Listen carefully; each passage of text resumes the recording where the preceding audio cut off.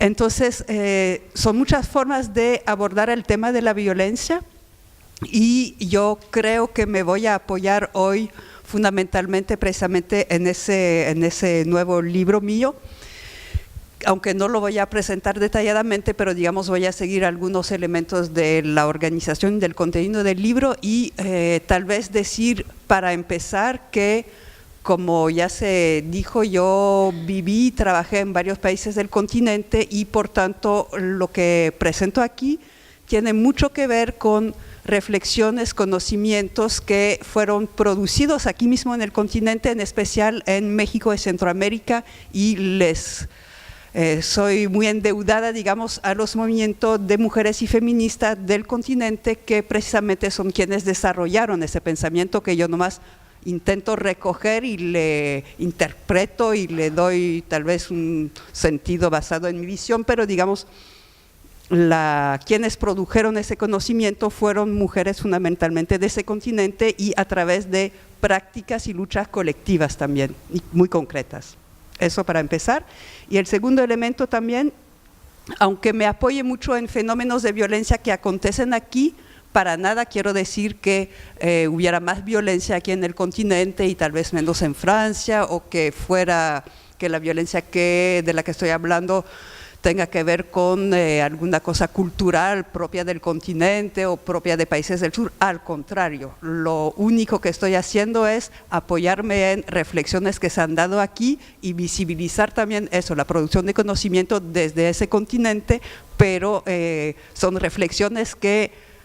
obviamente con matices, pero que se pueden aplicar a la generalidad, digamos, de la violencia, por lo menos también en Europa. No pretendería de África y de Asia, que desconozco, pero digamos, es una reflexión que, aunque apoyada en casos de ese continente, intenta tener un valor global. No sé si está claro. Está bien, hasta ahora me estoy dando a entender y todo, perfecto. También decir que esa reflexión parte de un trabajo más global sobre la globalización neoliberal y publiqué un primer libro y digamos trabajé varios años sobre la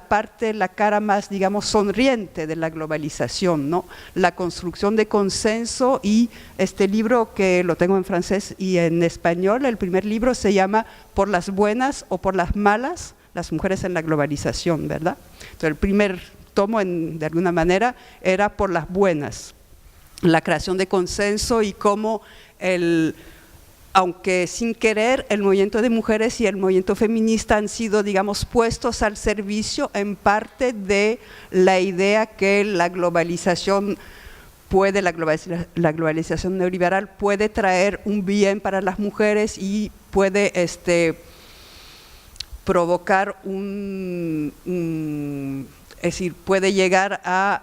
disminuir las desigualdades entre hombres y mujeres. Ese fue el discurso de alguna manera que en los años 90 se fue difundiendo, ¿no? Que de alguna manera a través del comercio global y de la globalización neoliberal se iba por lo menos a mejorar las desigualdades tanto norte-sur como hombre-mujeres, que íbamos a caminar hacia más igualdad, etcétera, ¿no? Ese segundo libro, en la parte de Por las malas, es decir, y se corresponde a otro periodo histórico, digamos ya a partir de los años 2000, y fundamentalmente tal vez se ve más todavía a partir de la crisis económica desencadenada a partir del 2008 con la crisis de los subprimes. Ya se ve más claramente que la globalización no ha traído los beneficios anunciados, entre otras cosas la igualdad de género pues no es tan evidente, más bien parto de la observación que han hecho muchos analistas de que las desigualdades de género, norte-sur y de clase más bien han ido en aumento enorme, a tal grado que ahora más o menos el 1% de la población posee más riquezas que la mayoría de la población mundial.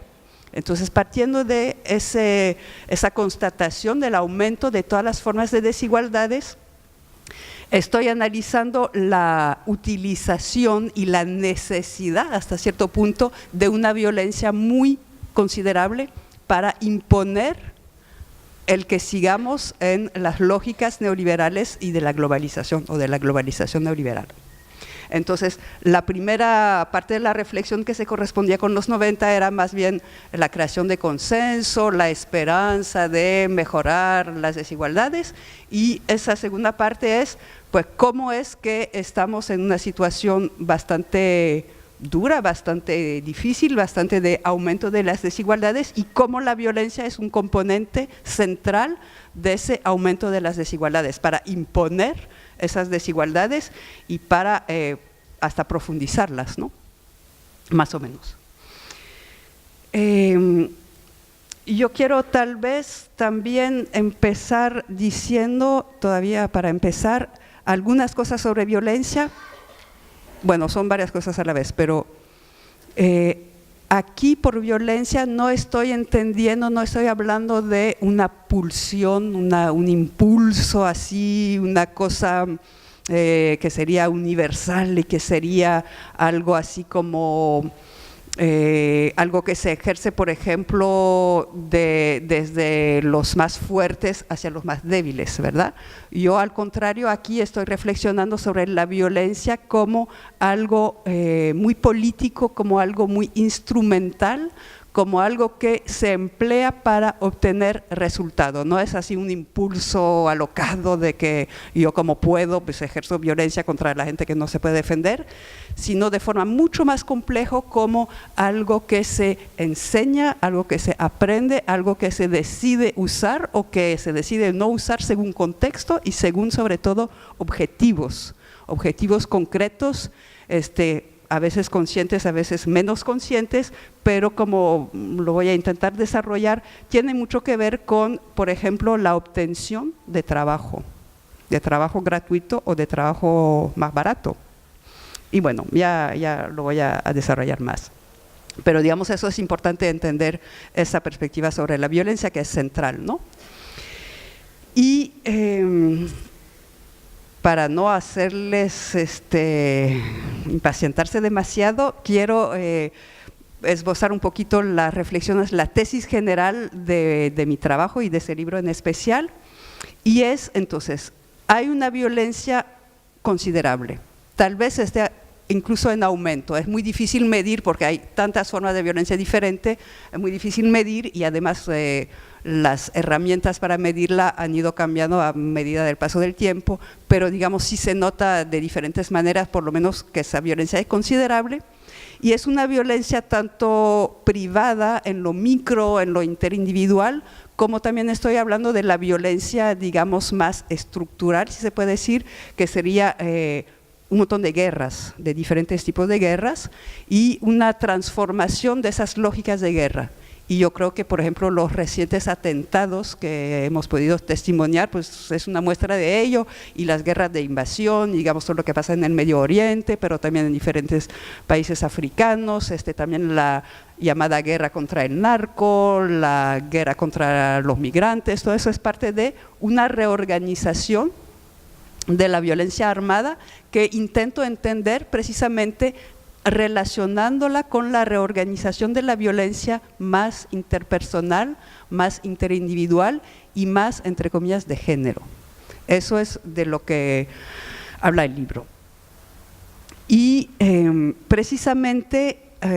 aún más yo creo, o yo propongo una reflexión alrededor del hecho que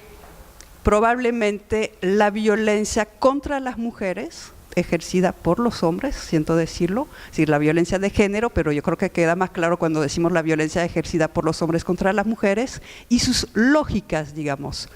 es central para entender la reorganización global de la violencia. Es central en varios sentidos, y lo voy a intentar desarrollar más pausadamente.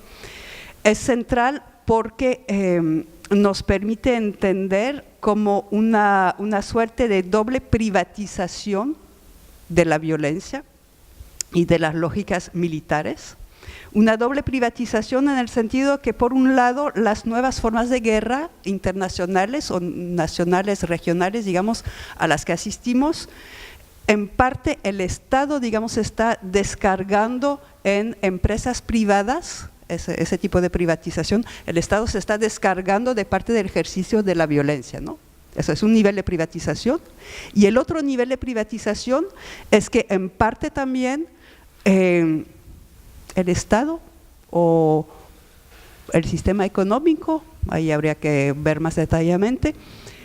está aprovechando la violencia privada en el sentido interpersonal, la violencia doméstica, la violencia de maridos, de novios, de hermanos, etcétera,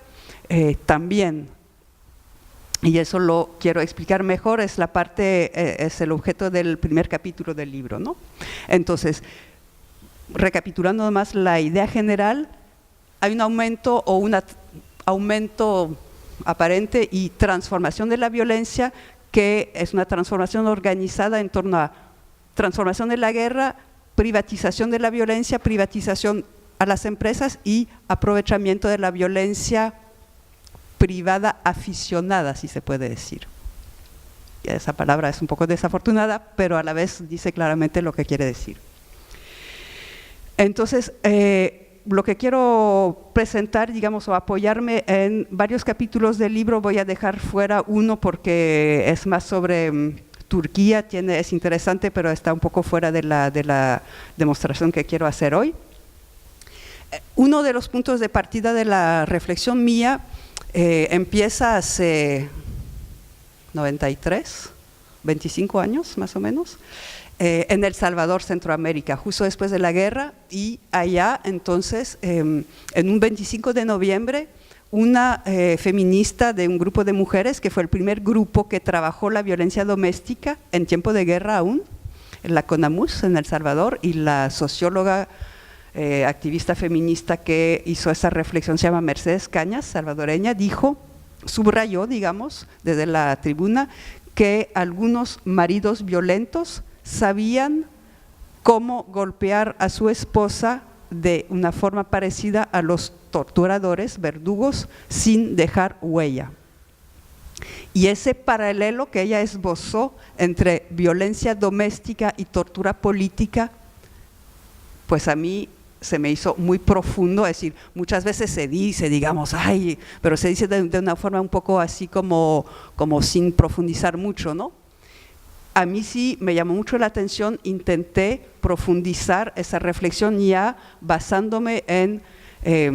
por un lado, la primera investigación que hizo esa misma Mercedes Cañas, socióloga salvadoreña, en El Salvador sobre la violencia doméstica, y también apoyándome en todo el trabajo de, por cierto, especialistas argentinas, chilenas y un jesuita español y salvadoreño, Ignacio Martín Baró, sobre psicología social de la guerra y sobre trabajo con sobrevivientes y sobrevivientes de la tortura política.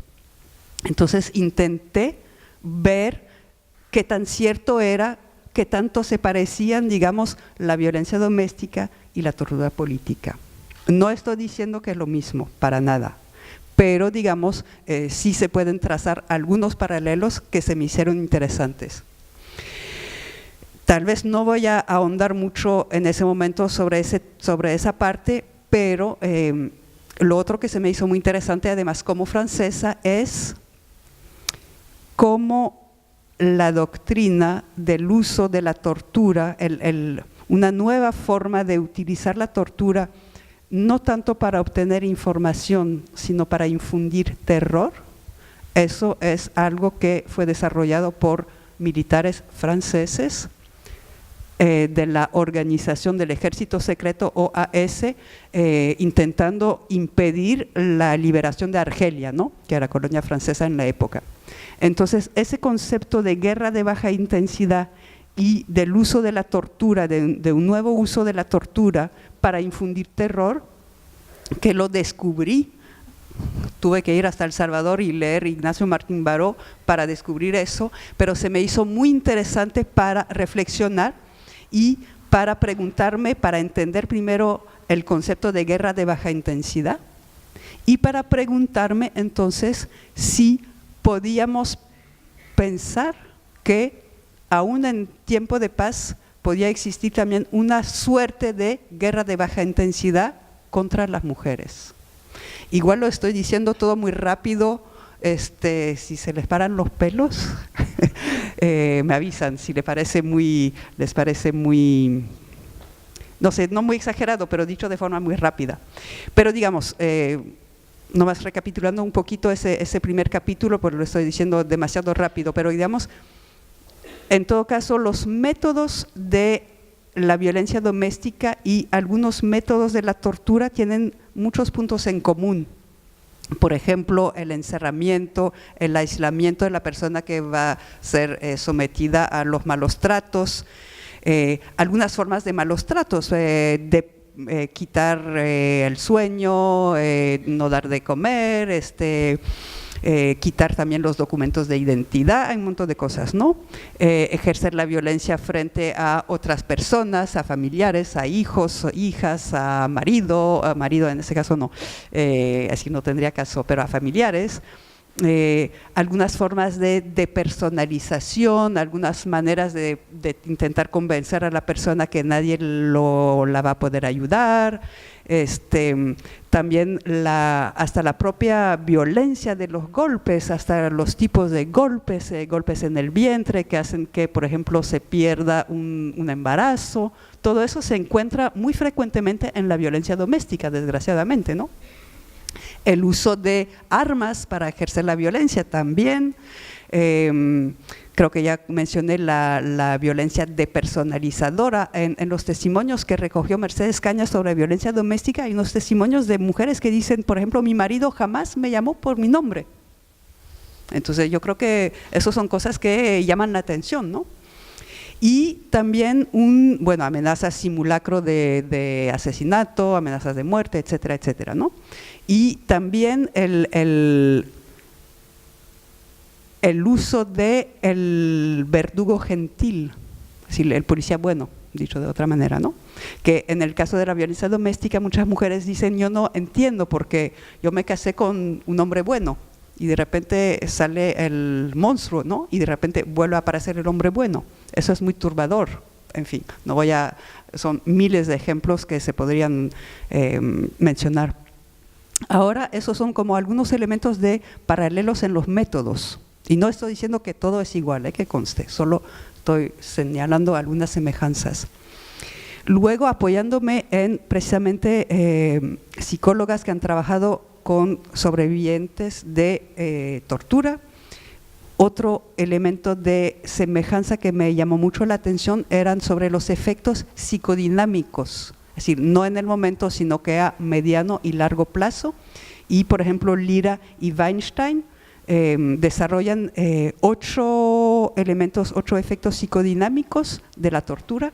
que curiosamente y tristemente se pueden observar, no siempre obviamente, ¿no? Pero se pueden observar en diferentes casos de violencia doméstica. Por ejemplo, un efecto psicodinámico es la disociación, el fenómeno de la disociación. No sé si ustedes son muy especializados en psicología, pero digamos, lo voy a decir rápido, ¿no? Otro efecto es de autodestrucción. Otro efecto muy interesante es una cosa que llaman la impotencia consciente y aprendida, ¿no? Otro es la desvalorización, otro es la confusión, otro es los efectos de la tortura sexual. Bueno, en fin, son varios, pero digamos, se encuentran también en mujeres que han sufrido violencia doméstica. Eso a nivel individual, pero luego también es interesante trazar el paralelo a nivel de los efectos colectivos, y ahí es donde se pone más fea la cosa, ¿no? O más interesante y más profunda tal vez, ¿no? Y entonces ahí de nuevo apoyándome en Martín Baró y otros especialistas de tanto tortura política como violencia doméstica, y no quiero pasar demasiado tiempo en eso, pero digamos en la estructura formal que permite, digamos, que se cometa ciertas formas de violencia, tanto de violencia política como de violencia doméstica, hay muchos parecidos. En también, por ejemplo, las lógicas de deshumanizar las víctimas, ¿no? La lógica de transferir la responsabilidad o la culpabilidad en la persona que está siendo violentada. la lógica de minimizar las consecuencias que va a tener en la persona. Digamos, esos son unos golpes que mañana se le olvida, ¿no? La desensibilización progresiva de quien ejerce la violencia y, digamos, la idea de que está ejerciendo esa violencia para lograr un bien mayor, que puede ser el bien del Estado, protegerlo de la subversión, o que puede ser el bien de la propia mujer, que va a aprender muchas cosas con eso. Bueno, en fin, hay muchos elementos, ¿no? Y la justificación, obviamente, por principios mayores, por principios superiores. En fin, entonces, profundizando sobre los efectos colectivos, una cosa que se me hace muy importante y muy interesante es cómo, por lo menos en la teorización de la guerra de baja intensidad. La guerra de baja intensidad tal vez no ahonde mucho, pero ustedes conocen, en Francia tengo que ahondar y explicar que de baja intensidad no quiere decir suave, pero yo creo que aquí no necesito decirlo mucho. En los efectos colectivos, entonces, una de las cosas que se busca y que muchas veces desgraciadamente se logra es provocar pasividad, provocar resignación a través de la destrucción de los lazos sociales, a través de la creación de aislamiento, a través de la creación de terror y entonces de desmoralización. Pues realmente uno se puede preguntar con la violencia doméstica si no se logra también eso, ¿no? Y un elemento también que es importante es, pues con unos cuantos casos sonados, muy publicitados, como lo publicitan, por ejemplo, los periódicos, ¿no?, de casos de violencia contra las mujeres. Es decir, no es necesario ejercer violencia contra todas las mujeres todos los días, pero con unos cuantos casos muy sonados, pues se logra atemorizar a muchas personas, en ese caso mujeres. Entonces, eso de los efectos colectivos de la violencia doméstica, siendo entre estos efectos colectivos la creación de miedo y de pasividad y de desmoralización, yo creo que también eso nos ayuda a ver como paralelos, ¿no?, entre, otra vez, violencia política, tortura y violencia doméstica. Todo eso para decirles, para no pasar demasiado tiempo en ese punto que no es el primero, que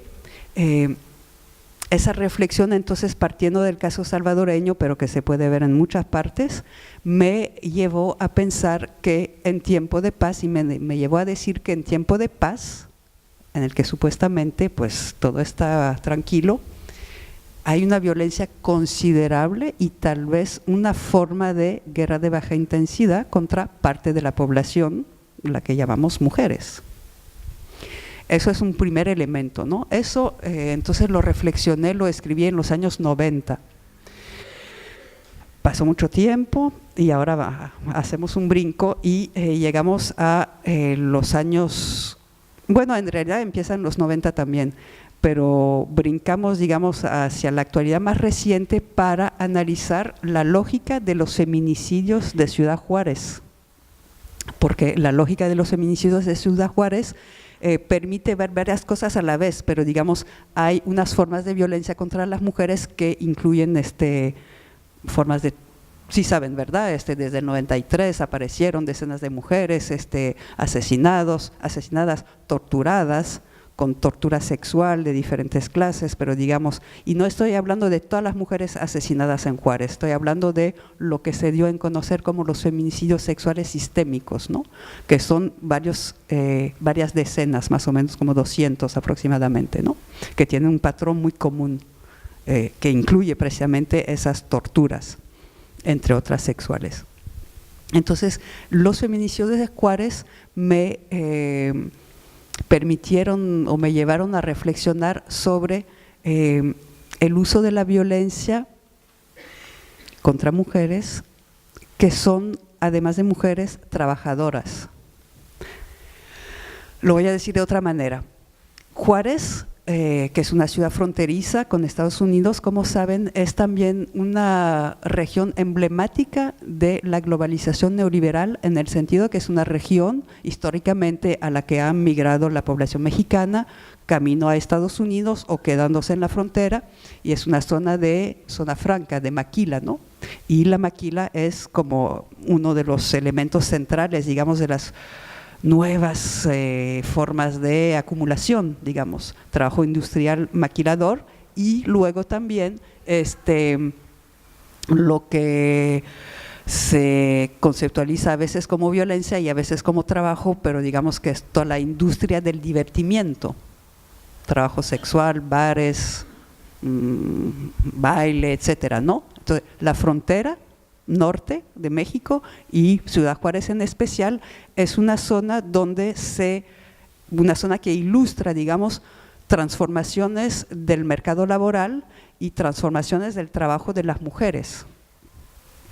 y son tipo de actividades generadoras de muchos beneficios para algunos, es decir, las trabajadoras en sí no ganan mucho, pero digamos sí hay gente que se beneficia y se lucra bastante con esas nuevas formas de trabajo de las mujeres. Y entonces, curiosamente, las personas asesinadas en Ciudad Juárez, asesinadas con torturas y formas de violencia que son del tipo que producen espanto y que causan desmoralización, etcétera, son mujeres y también son la mano de obra característica central, esencial de esas nuevas formas de acumulación. No sé si me explico y ustedes van viendo por dónde quiero llegar, ¿no? Entonces, a mí me llama la atención mucho el hecho que se ha analizado de muchas maneras, ¿no?, los feminicidios de Juárez, pero digamos el análisis dominante es que la causa de esos feminicidios y lo que expresan es la misoginia, ¿verdad? Y digamos el grueso del discurso ahora sobre feminicidios en general es que se debe a la misoginia. Y yo digo, obviamente habrá misoginia en todo eso, pero el poner tanto de relieve la misoginia nos hace olvidar componentes también de clase y también racista, digamos, de esos asesinatos. Y al solo ver las personas muertas, asesinadas como mujeres, se nos olvida que también son trabajadoras. Y entonces se nos olvida una gran parte, una dimensión muy importante de entender a quién le beneficia el crimen, ¿no? Le beneficia a también la gente que se lucra con el trabajo de esas trabajadoras. Bueno, hay varios análisis, no estoy mencionando la extensa bibliografía, pero digamos hay un libro de Berejano y se me olvida el nombre de la otra colega, se llama Atemorizando a las mujeres, Terrorizing Women, ¿no? Y en ese libro varias autoras mencionan de forma muy explícita la corresponsabilidad del Estado mexicano y del Estado estadounidense y de los dueños mexicanos y gringos de las maquilas, ¿no? En fin, yo creo que ver los feminicidios de Ciudad Juárez como una forma de atemorizar la mano de obra que al tiempo que está atemorizada y desmoralizada, está impedida de luchar por mejores condiciones laborales y mejores sueldos, eso es interesante, cambia bastante la perspectiva, ¿verdad? Y además, eso es otra línea de reflexión, pero que también es interesante, ¿quiénes están asesinando a las mujeres en Ciudad Juárez, digamos?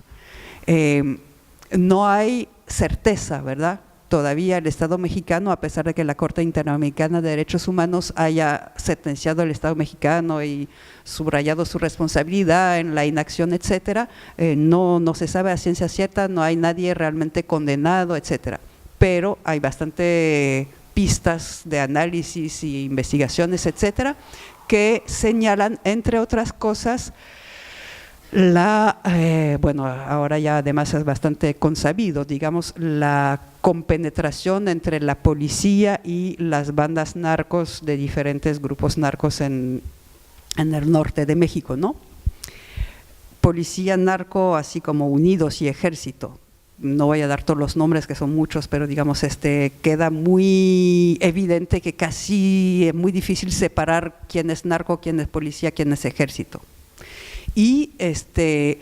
en esa, digamos, infiltración del narco en la policía o de la policía en el narco, se ha señalado la infiltración de algunos elementos de policíacos que en los años 60, remontado a los años 60, hacían parte de una cosa que formó el gobierno mexicano en el marco de lo que se llamó la Guerra Sucia, que ahora está siendo documentada cada vez mejor. Entonces remontó a los años 60, a partir del 68 mexicano, el Estado mexicano, para combatir lo que en la época conceptualizan como el comunismo, forma una cosa que se llamó la Brigada Blanca dentro de la policía, dan un entrenamiento especial a ciertos cuerpos policíacos, formando esa Brigada Blanca cuyo objetivo es deshacerse del comunismo. Entonces hay huellas de que ciertos efectivos de esa antigua Brigada Blanca, a través de muchos caminos, formaron parte de la policía y del ejército que está desplegado en Juárez y se fueron metiendo a los grupos narcos. Y una de las técnicas que les fue enseñada, digamos, en la guerra contra insurgente, uno de los elementos, y es conocido, es decir, no es solo la Brigada Blanca, es generalizado, ¿no? Es cómo ejercer en grupo violencia y, entre otros, practicar violaciones tumultuarias.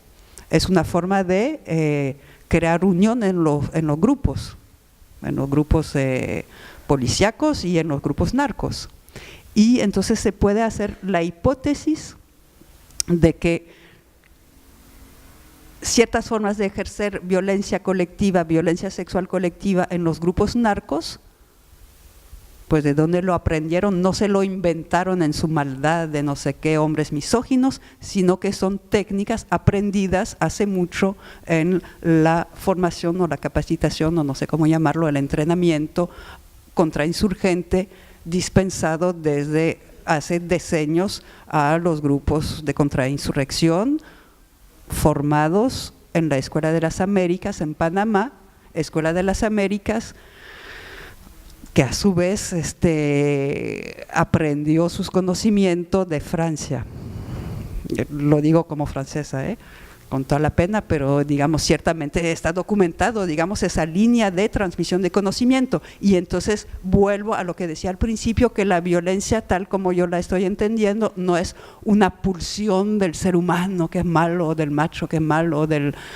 mexicano que es malo, digamos, sino que es algo, son técnicas que se enseñan y se aprenden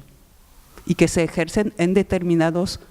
marcos, digamos, porque tampoco se ejerce a cualquier hora, en cualquier lugar, contra cualquier persona. Se ejerce es decir, se ejerce con mayor facilidad cuando se está seguro o segura de la impunidad. Impunidad que precisamente es lo que caracteriza los asesinatos de mujeres en Ciudad Juárez, ¿verdad? ¿Cómo van? Bien, entonces les agrego la última parte, más o menos, que sería lo de Guatemala, ¿no? Que es el último capítulo del libro. Bueno, no me brinqué la parte del servicio militar en Turquía, pero que digamos es un ejemplo de cómo precisamente la violencia, las técnicas de violencia se van enseñando, por ejemplo, a través de la institución del servicio militar. Pues eso yo creo que es más conocido, ¿no? Pero vale la pena a veces recalcarlo, pero ahí lo obvio. La parte de Guatemala me sirve para reflexionar todavía otra cosa y para tal vez como salir un poco de lo desmoralizador que puede ser toda esa reflexión, y para subrayar, digamos, las luchas en contra de la violencia y cómo se puede, digamos, denunciar exitosamente la violencia, y cómo esa denuncia hecha a partir de el movimiento de mujeres y feminista, y esa denuncia hecha por mujeres que sufrieron esa violencia, puede tener consecuencias políticas hasta los más altos niveles, porque entonces el último capítulo del libro sobre Guatemala parte de la condena por segunda vez en el continente, de un dictador en su propia tierra, por tribunales nacionales, que la condena de Ríos Montt en el 2012, aunque esa condena luego fue suspendida, etcétera. Pero digamos, entonces Efraín Ríos Montt, que fue dictador, golpista en los años 80 en Guatemala durante el momento más cruento de la guerra, y que como dictador desencadenó la política de tierra arrasada, en especial en el norte del país, en el Quiché, los masacres, las violaciones a las mujeres indígenas por parte del ejército, etcétera. Lo enjuician y por genocida. Sí saben de todo eso, ¿verdad? ¿O tengo que profundizar un poco? Lo enjuician por genocidio, y los testimonios que, digamos, hacen como mover la balanza, no sé cómo se dice exactamente, los testimonios decisivos son de 19 mujeres indígenas que hablan de violación sexual tumultuaria que vivenciaron, ¿no? Y yo me preguntaba cómo es que unas mujeres, es tan difícil denunciar la violencia sexual, además siendo campesina, pobre, indígena, a los máximos tribunales, y además con toda la amenaza del gobierno, de la policía, etcétera, ¿no? ¿Cómo fue que fueron capaces esas mujeres de dar esos testimonios? Y entonces hice una investigación en Guatemala como intentando remontar el origen de esos testimonios y todo el proceso, y entonces de eso hablo en el cuarto capítulo del libro, y se me hace sumamente interesante que a raíz de ese proceso entre otras, porque hay muchos orígenes, pero digamos, entre otros está una mujer que también ella en los años, me imagino, final de los 70, principios de los 80, muy jovencita, la agarran repartiendo volante en el clima de Guatemala de la época, la agarran y la torturan y la violan, etcétera, queda traumada, hace todo un proceso durante años, y ella es una de las primeras que en los años finales de los 90, digamos, un poco antes y un poco después de los acuerdos de paz, se mete a testimoniar de la violencia sexual y a recoger testimonio de mujeres para los dos informes que se hicieron en el marco de los acuerdos, primero uno de la Iglesia y luego otro en el marco de los acuerdos de paz. Esa mujer luego, con otros grupos de mujeres feministas y de derechos humanos, emprende un proceso de entonces trabajar en las comunidades indígenas donde ha habido violencia sexual de masa, masacres y violencia sexual de masa. Empieza a trabajar con las mujeres que quieren sanar las heridas, ¿no? Se da todo un proceso muy discreto y de varios años de sanación con esas mujeres. Y de las 19 que testimoniaron, 11 en realidad son mujeres que han participado de ese proceso con el grupo entonces que se llama De Víctimas a Actoras de Cambio. Bueno, toda esa discusión muy larga, o todo eso para decir, y eso me llevó más bien a otro elemento más, ¿no? Porque yo partía de eso, de la denuncia de la violencia sexual en tiempo de guerra, pero eso me lleva, y las lleva también en Guatemala, a que, como es sabido, desgraciadamente los acuerdos de paz del 96 no desembocaron en una paz con tranquilidad. Más bien, después de los acuerdos de paz, la situación económica y política en Guatemala no mejora, y una de las cosas que se empieza a observar es un recrudecimiento de la violencia, y entre otros de la violencia contra las mujeres. Se disparan los feminicidios, así,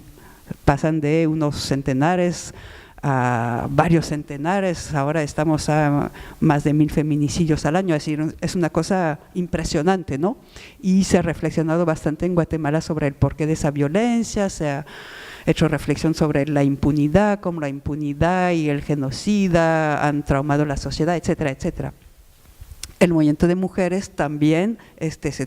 se empezó a hacer cargo de esos feminicidios, a intentar reflexionar, luchar, etcétera. Y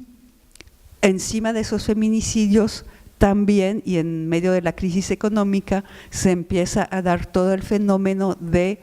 la aplicación de políticas neoliberales dentro del Plan Puebla-Panamá y toda la situación económica de la región, y la explosión de la minería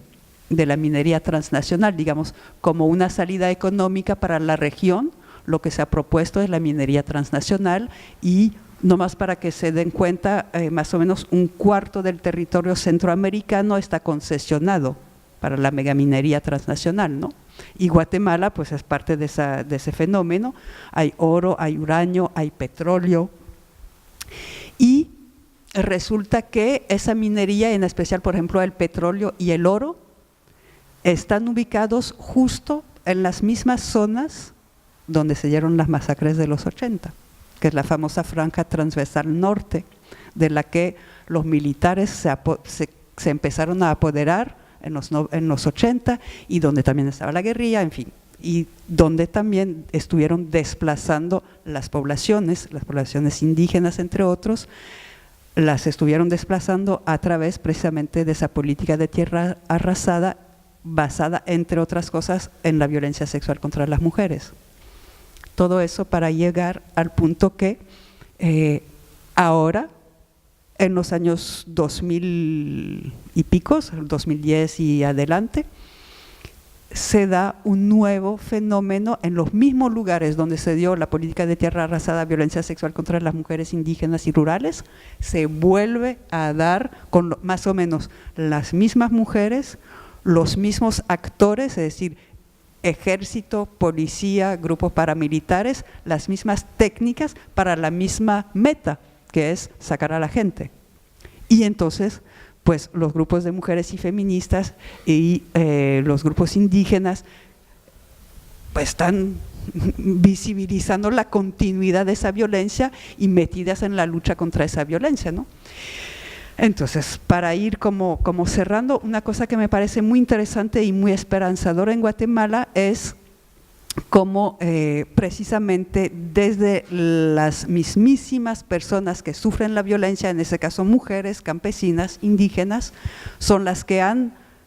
estado enfrente de la lucha y enfrente también de la reflexión teórica y política sobre esa violencia, y han producido los análisis que se me hacen más interesantes y más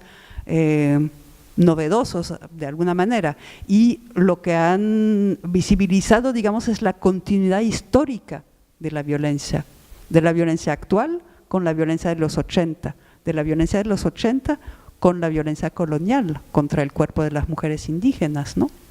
Porque en realidad pues viene de muy atrás, ¿no? Y entonces la corriente que se ha dado en llamar el feminismo comunitario de Guatemala, pues eso mismo, lo que rescatan es la continuidad de esa violencia, la centralidad de la violencia contra las mujeres, que es también una violencia